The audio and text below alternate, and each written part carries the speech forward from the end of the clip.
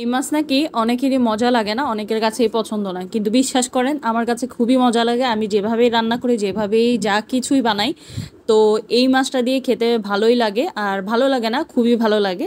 So আসসালামু আলাইকুম সুপ্রিয় দর্শক, সবার কি অবস্থা? আশা করছি ভালো আছেন। যে যেখান থেকে দেখছেন ভিডিওটা, যদি ভালো লাগে পেজটা ফলো করতে ভুলবেন না, এবং ইউটিউব থেকে দেখে থাকলে অবশ্যই চ্যানেলটা সাবস্ক্রাইব করবেন।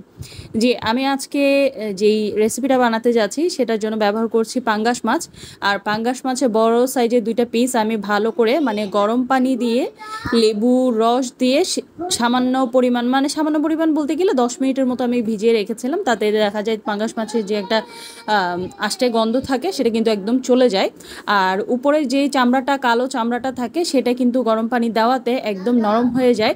আপনি চাইলে চামড়াটা খুলে ফেলেও দিতে পারেন, অথবা তারের জালিগুলো যেগুলো আমরা পাতিল পরিষ্কার করার জন্য ব্যবহার করি সেটা দিয়েও উপরে চামড়াটা খুব সুন্দরভাবে ক্লিন করা যায়। তো মাছগুলো ভালো করে ধুয়ে পরিষ্কার করে নেওয়ার পরে আমি এখানে দিয়েছি আবারও লেবুর রস, সাথে দিয়েছি হলুদ, লবণ এবং একটা রসুনের কোয়া। আমার কাছে পেস্ট করা অ্যাভেলেবেল ছিল না, তো আমি এটাকে ভালো করে একটু পেস্ট করে দিয়ে দিচ্ছি। তো সব কিছু দেওয়া হয়ে গেলে পরিমাণ মতো পানি, জাস্ট পরিমাণ বলতে গেলে 1 কাপ পানি দিয়েছি আমি এখানে বরাবর, মাছগুলো সিদ্ধ হতে যতটা পানির প্রয়োজন হয় আর কি। সব কিছু দিয়ে আমি চুলায় বসিয়ে দিব, একটু মিডিয়াম হাই রাখবো যেন মাছগুলো তাড়াতাড়ি সেদ্ধ হয়ে যায়। আর আপনি চাইলে যদি মনে করেন যে পানিটা ফেলে দিবেন তাহলে ফেলে দিতে পারেন, বাট আমার সাজেশন থাকবে পানিগুলো ফেলবেন না, শুকিয়ে ফেলবেন একবারে, তাহলে মাছের প্রোটিনটা অ্যাভেলেবেল থাকবে। তো মাছগুলো যখন সেদ্ধ হয়ে গেছে আমি একদম ভালো করে চামড়াটা খুলে নিয়ে ফেলবো, এবং দুই পাশে যে একটা চর্বি বা তেলযুক্ত অংশ আছে সেটাও কিন্তু ফেলে দিব। তো ফেলে দিয়ে মাছের কাঁটাগুলো একদম ভালো করে পরিষ্কার করে নেওয়া যাবে। আর এই রেসিপিটা আপনারা যদি নারকেলি মাছ, তেলাপিয়া মাছ, এই ধরনের মাছগুলো ব্যবহার করেন, বেশি মাংসযুক্ত মাছগুলো, সেগুলো দিয়ে কিন্তু খেতে অনেক মজা হয়। তো 2টা মাছের পিসের জন্য আমি এখানে বড় সাইজের একটা আলু সিদ্ধ করে নিয়েছিলাম। আলুটা ভালো করে ম্যাশ করে দিয়েছি, আর সাথে রেখেছিলাম পেঁয়াজের বেরেস্তা, এটাকেও ভালো করে ম্যাশ করে দিয়ে দিলাম। তারপর দিয়েছি একটা ডিম, এবং গরম মশলা, ধনিয়ার গুঁড়া, জিরার গুঁড়া সব কিছু দিব 1/2 চামচ করে। কাঁচামরিচ আমি কম করে দিয়েছি যেন বাচ্চারা খেতে পারে, তো আমি এখানে কাঁচামরিচ দিয়েছি 2টা, একদম চিকন করে দিবেন। তারপর দিয়ে দিলাম টমেটো সস 1 চামচের মতো। দেওয়ার পরে এখানে ব্যবহার করছি আমি ব্রেড কাম। আপনারা যদি ইনস্ট্যান্ট ব্রেড কামগুলো অ্যাভেলেবেল না থাকে তাহলে পাউরুটি গুঁড়ো করেও দিয়ে দিবেন। কর্নফ্লাওয়ার দিয়েছি 1 টেবিল চামচ, টমেটো সস দিয়েছি 1 টেবিল চামচ। সব কিছু দেওয়ার পর ভালো করে মিক্স করে রেখে দিব, 5 মিনিটের জন্য রেখে দিলে হয়ে যাবে। ডোটা একটু টাইট হওয়ার পর তারপর হাতে তেল মাখিয়ে কাবাবের শেপ করে নিলে হয়ে যাবে। যে যার পছন্দ মতো শেপটা করতে পারেন, এতে আসলে ধরা বাঁধা কিছুই নেই। সো আমার কাছে এই রাউন্ড শেপটাই খুব সুন্দর লাগে কাবাবের ক্ষেত্রে, আমি এভাবে শেপটা করে নিচ্ছি।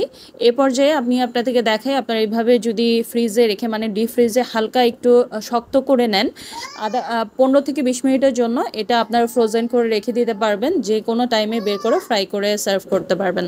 সো এখানে আমি ফ্রোজেনের মতো করে নিয়েছিলাম, তারপর আমি কিছু ফ্রাই করব।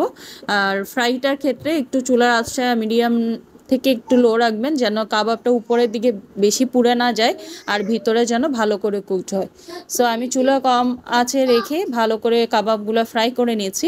এক্ষেত্রে আমি আপনাদেরকে বলি, যেই বাচ্চারা মাছ খেতে পছন্দ করে না, তাদেরকেও যদি যে কোনো মাছ দিয়ে আপনারা এই রেসিপিটা করে খাওয়ান, তাহলে বাচ্চারাও কিন্তু খুব ইজিলি এবং খুব মজা করেই খাবে।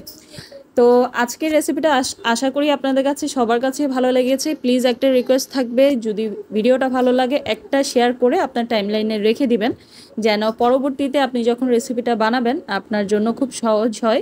প্রতিটা ইনগ্রিডিয়েন্টস এবং প্রতিটা মেজারমেন্ট সব কিছু এক্স্যাক্টলি দিতে পারেন।